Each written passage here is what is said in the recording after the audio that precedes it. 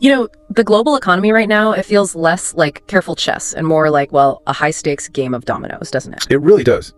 Every big move seems to trigger something else down the line, often unexpectedly. Exactly. Have you ever wondered why these really aggressive sanctions, ones meant to punish just one country, could end up completely changing how huge industrial nations operate? Or even force countries to seriously rethink using the dollar, the world's reserve currency. Right. We're looking at a period where these foreign policy tools maybe aren't working as intended. They seem to be causing this massive blowback. Yeah, some analysts are even calling it a kind of policy suicide weapon in some cases. Before we dive deeper, don't forget to hit that subscribe button and support Geo9. So that's really our focus today. We're looking at the sources on this, and they highlight these huge effects hitting three main areas, all connected. Okay, what are they? First, Germany's industrial stability. Second, China's whole financial strategy, a big pivot there. And third, surprisingly, it loops right back to American farmers. Wow, okay, so quite a chain reaction. Absolutely. So the goal here is to really unpack these consequences. We want to get past the headlines and understand the real costs, economic, political, the whole system, really. Costs of what some are calling ego politics, right? Making foreign policy based on maybe immediate leverage or political wins. That's the term being used, yeah. And figuring out who's actually paying the price for all this new tension. Okay, let's get into it and maybe start with the most ironic part. The collateral damage hitting Germany. Yeah, the powerhouse of Europe. Yeah. Facing potential shutdowns now because of sanctions they agreed to against Russia a couple of years back. It sounds almost unbelievable. The idea was to hurt Moscow's energy money, right? But instead, Berlin's feeling the heat. Well, yeah, the global financial system is complicated. The prime example is this huge Rosneft refinery in northeast Germany. Rosneft, okay. How significant is that one? It handles over 12% of Germany's entire refining capacity. It's massive. Yeah. And the sources say it's facing a potential total shutdown. 12% from one plant? Why is it so vulnerable now? What's the link to the sanctions? Okay, so this gets a bit technical, but it really shows U.S. financial leverage. Germany took over administrative control of the refinery back in 2022. Sort of nationalized it, really, to keep the energy flowing. Right, that makes sense. Secure the supply. But that ownership, on paper, still 50% Russian. And that little detail is crucial under U.S. rules. Okay, so even though Germany runs it. Exactly. The U.S. regulations basically say, if you're dealing with entities that have significant Russian ties, you risk getting cut off from the dollar system. Think asset freezes, banks refusing to deal with you, SWIFT access, gone. So seizing control wasn't enough to get around the U.S. sanctions because the underlying ownership was still Russian. Precisely. It was murky enough to trigger those U.S. regulatory concerns. It put Germany in a really, really awkward spot. And this is where it gets, well, kind of humiliating, isn't it? Germany, a major power, had to basically ask Washington for permission. That's what the reports suggest.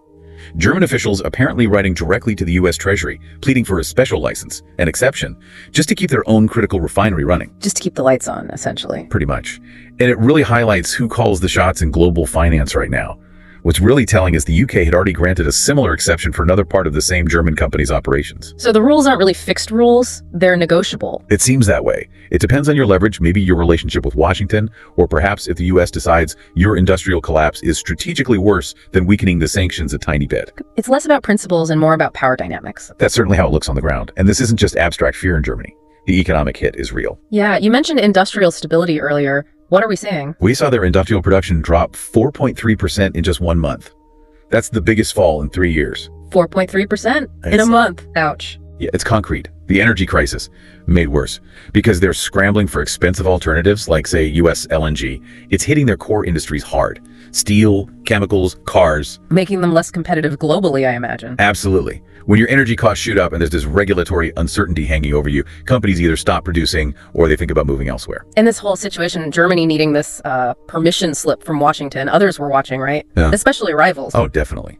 Which brings us to the second domino, China's reaction. Okay, so while Germany was sort of kneeling, China saw this differently. You could say that. They looked at the sanctions on Russia and thought, hang on, that could be us next.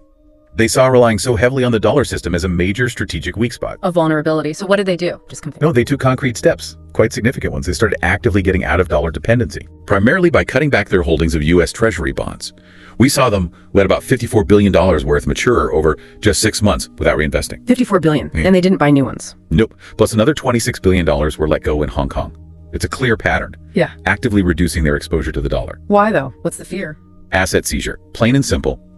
China holds almost $1 trillion in U.S. debt. $1 trillion. Wow. Yeah. And it's all held by American custodians under American law. So from Beijing's point of view, the dollar started looking less like a neutral tool for trade and more like, well, a potential weapon. Something that could be used against them if things got tense politically. Exactly. A way to freeze or seize a huge chunk of their national wealth overnight. This is what people mean by forced de-dollarization. It wasn't necessarily their first choice, but the geopolitical climate pushed them. Okay, so they're selling bonds. What else? Are they building alternatives? They are. And this is fascinating. At the same time, they dramatically increased their energy ties with Russia. Buying Russian oil and gas. Lots of it. In just 1 month, we saw China buy over $5 billion worth of Russian fossil fuels. About $3 billion in crude oil, another $2 billion in gas, coal, LNG. $5 billion in 1 month. That's a serious commitment. It is. But here's a really crucial part. How they paid for it. Not in dollars. Mostly not. The payments were primarily settled directly in Chinese yuan and Russian rubles. Ah, so they're building that parallel system. They're actively piloting it, yes.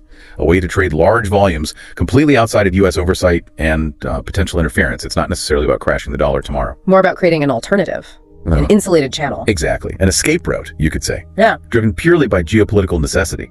The world is watching this happen in real time. If you're finding these insights useful, take a second to subscribe to Geo9. It really motivates us to keep sharing more research stories like this. Okay, so we've seen the ally, Germany, feeling vulnerable, and the rival, China, pushing for independence. Now think about this.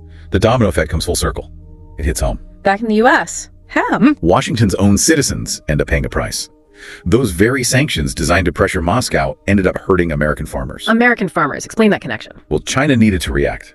Or maybe just diversify its food sources away from a supplier it saw as politically risky, right? Yeah. So it significantly cut back, almost stopped buying U.S. soybeans. Soybeans, that's a huge export crop for the U.S., isn't it? Massive. This move wiped out roughly $13 billion in annual sales for U.S. farmers. That's about 20% of all U.S. soybean exports. Gone. 13 billion. Just like that. Just like that. And you can imagine the immediate impact on the ground. Yeah, for farmers. What does that mean, practically? It means silos full of soybeans they can't sell. Ports that handle agricultural exports, suddenly quiet.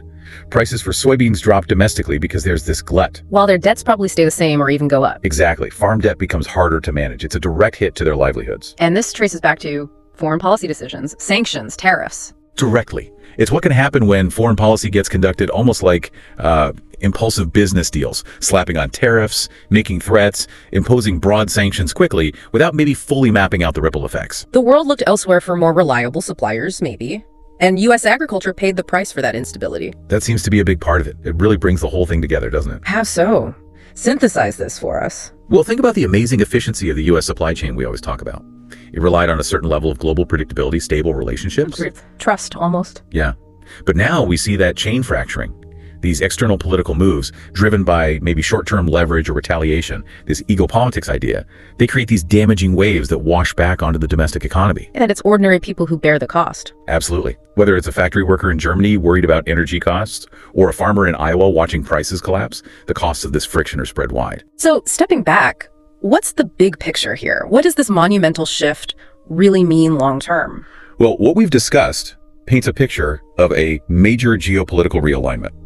You've got Germany now seemingly dependent on Washington for basic energy security. Tied to U.S. approval, essentially. Then you have China actively, systematically trying to break free from the dollar system to protect itself financially. Decoupling, yeah. And meanwhile, the U.S. agricultural sector takes a direct economic hit as collateral damage from policies made far away. It feels like more than just an energy crunch or a trade spat. Oh, it's much bigger. Yeah. It feels like a fundamental rewriting of the global rules of power and finance. Yeah. And it's happening through these often hostile actions and reactions.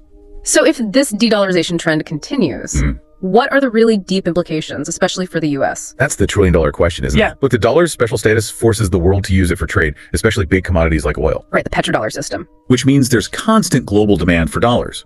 And if you need dollars, you often end up buying U.S. Treasury debt. That demand is what helps the U.S. finance its enormous national debt relatively cheaply.